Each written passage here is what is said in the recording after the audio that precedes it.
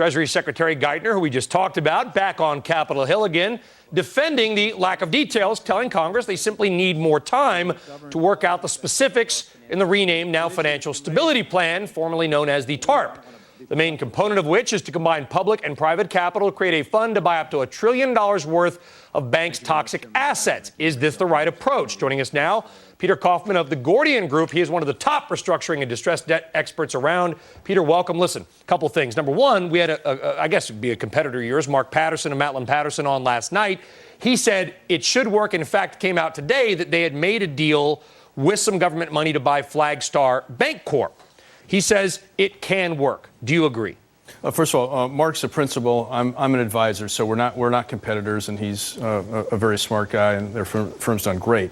I believe a couple things. I think that the only way you're going to have any success here is if whatever public policy we have has a market dynamic to it. I don't like the government setting prices.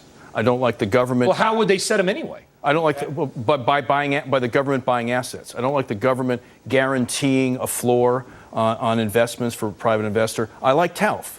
TALF is a great program because a private investor puts up some money, gets low interest loans from the government, and goes in and buys toxic assets.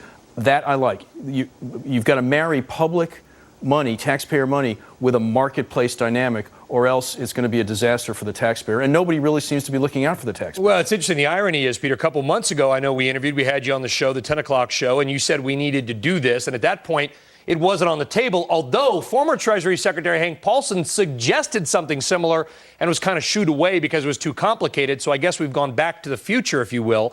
What's going to be the outcome? Do you think there will be enough TALF-backed private money to make a difference? Well, I think that there's no quick fix here, and that's the sad truth that no one's sharing with the American public. They want to believe that there's a Wizard of Oz at Treasury or in the White House that can wave a magic wand and make this all right. There are very smart people who, now in the new administration, who've been in place for 3 months behind the scenes and officially, and they're unable to even articulate a game plan. They keep articulating the same goals. Think they have a plan? I mean, with lack of details, traditionally has told me as a journalist that they don't know the details yet. I don't know, but one would have thought that if they had a plan, they'd have shared it with us. Ergo, I don't believe they necessarily do. They're trying to figure it out. This is difficult stuff. There is no quick fix, but in my view, you've got to do this like an old-fashioned workout. You need transparency, accountability.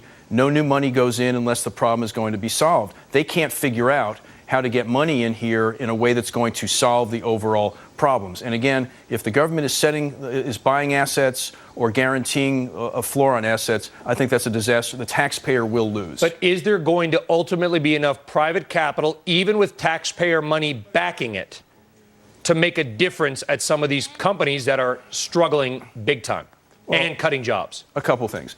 Number one, maybe. It's unclear. Number two, some of these companies should be taken out behind the barn like Old Bessie and shot.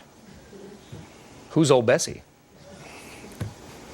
You think some of these banks, like Jim Rogers said, should be allowed to fail? I didn't hear Jim Rogers. He says they should all fail. If they need government money, let them fail, because I guess Joseph Schumpeter's creative destruction will come in and other banks will pick up the slack. We worked for the Office of Thrift Supervision. We advised them many years ago, and the Old Resolution Trust and the Office of Thrift Supervision went to these failing financial institutions back then, the S&Ls, and said, if you're short on capital, give us a plan in 60 days, fix the capital problems. If you do, great. If you don't, we're either going to take you over, liquidate the assets and move on, or we're going to get you into more financially capable hands. Yeah. I think that we've got a festering sore that we're trying to prop up with a grand experiment with trillions of taxpayer money instead of lancing the boil, ruthlessly going through, getting rid of the problem children, and moving on and trying to get the economy going that way. And you know what? Your cow analogy, because Old Bessie is eventually going to die anyway. Peter Kaufman of the Gordian Group, thank you very much. Appreciate it. Nice to see you, Brian.